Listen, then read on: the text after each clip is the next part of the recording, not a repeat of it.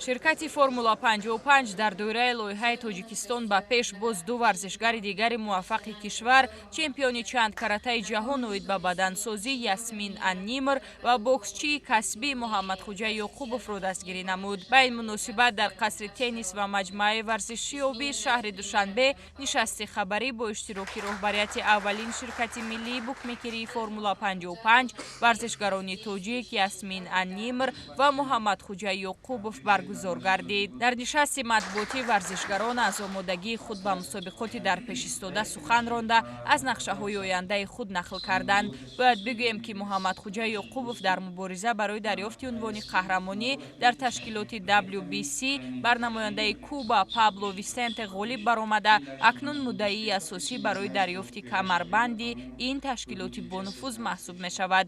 Муҳаммадхоҷа омодагии худро бар муқобили варзишгари амрикоӣ Ошаки Фостер идома хоҳад дод. Ёдовар мешавем ки ширкати формула 55 дар доираи лоиҳаи Тоҷикистон ба пеш ҳар моҳ варзишгаронро аз ҷиҳати молиявӣ ҳавасманд намуда, онҳоро ба пирӯзӣ ва расидан ба ҳадафҳои навбатиашон дар самти варзиш рӯҳбаланд ва ҳавасманд мегардонад. Знаете, как радует то, что на наш вид спорта обратили внимание, это в первую очередь, потому что, я уже как говорила, в силу менталитета было очень много вопросов. Вот в прошлом году на награждение компания «Формула-55» пригласила меня. В этом году во время подготовки на чемпионат Азии, который проходил в Катманду в Непале, компания «Формула-55» также меня поддержала, то есть вот в финансовом плане.